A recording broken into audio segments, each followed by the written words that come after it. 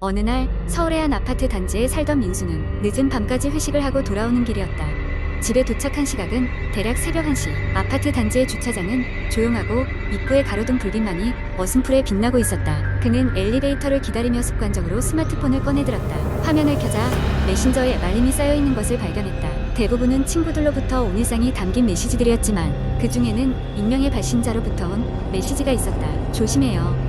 당신의 뒤에 누군가 있어요. 민수는 순간 소름이 돋았지만 장난 문자라고 생각하며 대수롭지 않게 넘겼다. 드디어 엘리베이터가 도착했고 그는 자연스럽게 걸음을 옮겨 탑승했다. 엘리베이터 안은 혼자였다.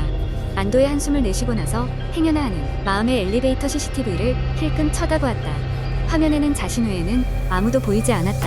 13층 버튼을 누른 민수는 한쪽 벽에 기대어 서서 스마트폰을 다시 들여다보았다. 여전히 그 메시지가 신경 쓰였지만 솔기운 탓인지 금세 잊어버렸다. 엘리베이터는 아주 천천히 움직이는 것 같았다. 5층을 지날 때쯤 다시 알림음이 들리며 또 다른 메시지가 도착했다. 엘리베이터 안에 그 사람 있어요. 민수는 그제서야 심장이 쿵쾅거리기 시작했다. 싸늘한 기운이 엘리베이터 안을 맴도는 것 같았고 그는 너무도 두려운 나머지 주위를 둘러보았다. 여전히 아무도 없었다. 문득 엘리베이터 천장에 붙은 작은 점검 구멍이 시야에 들어왔다. 그 구멍을 바라보는 순간 기묘한 기운이 흐르며 오싹함이 몰려왔다. 엘리베이터가 7층에 멈춰 섰을 때였다. 문이 열렸으나 아무도 들어오지 않았고 아무도 나가지 않았다. 이상했지만 문이 닫히자마자 재빨리 버튼을 눌러 13층을 재촉했다. 그 순간 전화벨이 울렸다. 화면에는 번호 없음이라는 알림이 떴다. 두려움이 극에 달한 민수는 전화를 받을까 말까 고민했다. 하지만 이내 결심한 듯 전화를 받았다. 들리나요? 낮고 울림 있는 목소리가 들렸다. 엘리베이터 위에 있어요. 민수는 손에 쥔 스마트폰을 떨어뜨릴 뻔했다. 그의 이마에서 땀이 삐질 흘러내렸다. 엘리베이터는 여전히 올라가고 있었고 곧 있으면 13층에 도달할 터였다. 그는 그 짧은 순간에 무슨 결정을 내려야 할지 몰랐다. 그때 또 다른 메시지가 도착했다. 마지막 기회예요. 다음 정거장에서 내려요. 그 순간 엘리베이터는 12층에 멈췄다. 멈칫거리던 민수는 직감적으로 문이 열리자마자 뛰쳐나갔다. 혼자 남은 복도는 적막했다. 그가 뛰쳐나오자마자 엘리베이터 문은 조용히 닫혔다. 심장 소리가 요란하게 울려 퍼지는 것 같았다. 쉬이 발걸음을 떼지 못하던 민수는 기나긴 복도를 걸어 13층까지 계단을 오르기로 했다. 계단을 오르는 동안 그의 마음 속에선 수많은 생각들이 교차했다. 장난이 아니었다면, 만약 엘리베이터에 그대로 남아있었다면 어떤 일이 벌어졌을까? 그의 마음은 불안하면서도 작은 안도감을 느끼기 시작했다. 드디어 13층에 도착한 그는 자신의 집 앞에 섰다. 문에 팔찌를 대고 들어서려는 순간 다시 한번 그의 스마트폰이 울렸다. 다 왔나요? 집에 혼자가 아니니까 조심하세요. 민수는 두려움에 얼어붙어 서 있었다. 문을 열고 들어서자마자 집 안에서는 분명히 아무도 없는 정적이 그를 맞이했다.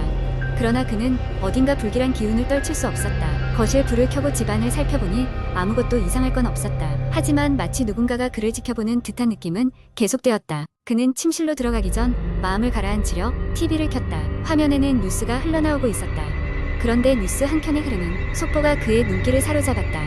아파트 단지, 최근 엘리베이터에서 정체불명의 목격담 증가. 그 순간 그의 등 뒤로 싸늘한 바람이 스쳤다. 누구도 없던 거실 뒤쪽에서 가벼운 발소리가 들린 것 같았다. 민수는 두려움을 떨쳐내기 위해 머릿속에서 기도를 외며 천천히 뒤를 돌아보았다. 아무도 없었다. 쌓여있던 의심과 두려움이 한꺼번에 터져버린 그는 스마트폰을 들고 다시 메시지를 확인하며 이를 악물었다. 그만 장난 그만두고 답장을 주세요. 잘못했습니다. 제발. 하지만 돌아오는 답장은 없었다. 침묵만이 깊은 밤과 함께 그를 감쌌다. 그 후로도 민수는 그 알 수 없는 존재나 장난의 본질을 알지 못했다. 그리고 그날 이후 민수는 항상 엘리베이터를 타지 않고 계단을 이용하게 되었다. 매일 밤 그는 여전히 어딘가에서 자신을 지켜보고 있을지 모를 그 존재를 떠올리며 문을 2번이나 잠그고 잠에 들었다. 그의 밤은 그 이후로 언제나 완전히 고요하지 않았다. 두 번째 이야기. 나는 서울의 한 오래된 아파트에 살고 있었다. 이 아파트는 1980년대에 지어진 건물로 혼자 살기에 적당한 작은 크기였다. 당시 나는 대학을 갓 졸업하고 회사에 취직한 지 얼마 되지 않은 신입사원으로 저렴한 월세와 회사와의 접근성 때문에 이곳에 살고 있었다. 이사한 지 얼마 지나지 않아 주변 사람들에게 이 아파트가 귀신이 나온다는 소문이 있다는 이야기를 들었다. 처음에는 그런 이야기에 대수롭지 않게 여겼다. 나는 그저 오래된 건물이라서 발생한 도시 전설 정도로 생각했다. 하지만 이내 이상한 일들이 일어나기 시작했다. 어느 날 밤 늦게까지 야근을 하고 집에 돌아온 나는 문을 열고 들어갔을 때 거실에 불이 켜져 있는 것을 발견했다. 분명히 나갈 때는 모든 불을 끄고 나왔는데 누군가가 방문했을 리도 없고 솔직히 처음에는 내가 착각했으려니 하며 넘겨버렸다. 그 다음 날도 비슷한 상황이 벌어졌다. 이번엔 부엌에 전등이 켜져 있었다. 점점 불안해지기 시작했다. 혹시나 하는 마음에 집안 곳곳에 작은 카메라를 설치하기로 했다. 촬영한 영상을 통해 뭐라도 알아낼 수 있을 것이라고 생각했다. 며칠 후 집에 돌아와 촬영된 영상을 확인하게 되었고 나는 그만 놀라움에 휩싸이고 말았다. 영상 속에는 내가 집을 비운 사이 거실 구석에서 하얀 형체가 서성이는 모습이 찍혀 있었다. 분명히 사람의 형체였지만 정확히 사람이라고 할 수도 없는 이상한 모습이었다. 그 형체는 부엌으로 들어가 전등을 켜고 이내 거실에 앉아서 한참 동안 움직이지 않고 서 있는 듯 보였다. 그 뒤로도 아파트에서 여러 가지 이상한 일들이 이어졌다. 깊은 밤에는 누군가 방문을 두드리는 소리에 잠에서 깨곤 했다. 처음에는 마냥 취객의 장난이라고 생각했고 심지어 관리실에 경비를 요청하기도 했다. 하지만 관리인 아저씨는 이상한 건 아무것도 발견되지 않았다고 했다. 날이 갈수록 두드림 소리는 더욱 또렷해졌고 급기야 귀에 속삭이는 듯한 속삭임까지 들리기 시작했다. 마치 나가요. 돌아오지 마요. 라는 말을 반복하며 낮은 소리로 속삭이는 것 같았다. 결국 나는 이 아파트를 떠나기로 결심했다. 이사 준비를 하던 도중 아파트 관리인으로부터 오래된 이야기를 들을 수 있었다. 몇 년 전 이 아파트에서 한 젊은 여성이 사고로 세상을 떠났고 그 이후로 그녀의 영혼이 이곳을 떠돌고 있다는 소문이 있다고 했다. 그 이야기를 들으니 오싹한 기분을 떨쳐낼 수가 없었다. 새로운 집으로 이사를 간 뒤 더 이상 그런 이상한 일들은 일어나지 않았다. 시간이 지나면서 당시의 일인의 착각이었을 수도 있겠다는 생각도 들었지만 그 영상을 다시 재생해볼 용기는 없었다. 그 아파트는 아직도 그 자리에 있고 나는 그 이야기를 잊을 수 없었다. 그곳에 머무는 누군가는 또다시 그 형체를 보게 될지도 모른다는 생각에 아직도 소름이 돋는다. 세 번째 이야기 한국 인터넷에서 흔히 볼 수 있는 공포썰 중 하나는 다음과 같은 이야기가 있습니다.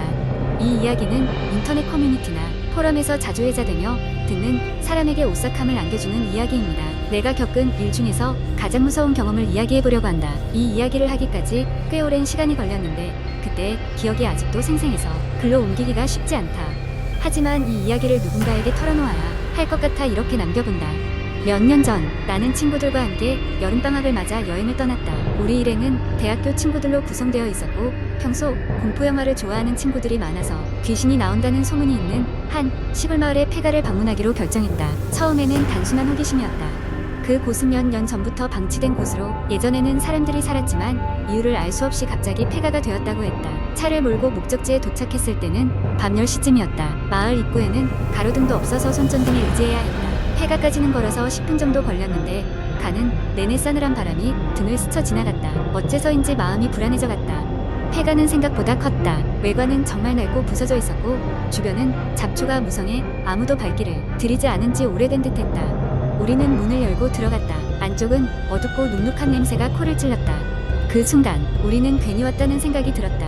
일행 중 한 친구가 장난삼아 귀신 있으면 나타나보라 고 소리쳤다. 모두가 웃었지만 그 순간 갑자기 쾅 하는 소리가 뒤에서 들렸다. 놀라서 뒤돌아보니 문이 저절로 닫혀 있었다. 아무도 문 가까이에 있지 않았는데 말이다. 우리는 서로의 얼굴을 보며 불안해지기 시작했다. 그 후부터 이상한 일이 연속으로 벌어졌다. 갑자기 누군가 발걸음 소리를 들었는데 막상 뒤를 돌아보면 아무도 없었다. 마치 우리 주변을 누군가 서성이는 듯한 느낌이 들었다. 게다가 한 친구가 사진을 찍었는데 사진 한 장에 이상한 형체가 나타났다. 사람의 얼굴처럼 보였지만 분명히 우리 중 누구도 아니었다. 우리는 급히 그곳을 빠져나오기로 했다. 그때부터 이상한 소리가 우리의 뒤를 쫓아오는 것 같았다. 나는 정말 무서워서 죽을 힘을 다해 뛰었다. 가까스로 밖으로 빠져나와 차에 오르자마자 우리는 그 마을을 벗어났다. 다행히 아무 일 없이 집으로 돌아왔지만 그날의 공포는 쉽게 잊히지 않았다. 이후로도 종종 그날의 기억이 꿈에 나타나곤 했다. 친구들 중 몇 명은 그날 이후 모를 몸살을 앓기도 했다. 이 이야기를 들은 사람마다 다양한 반응을 보이곤 한다.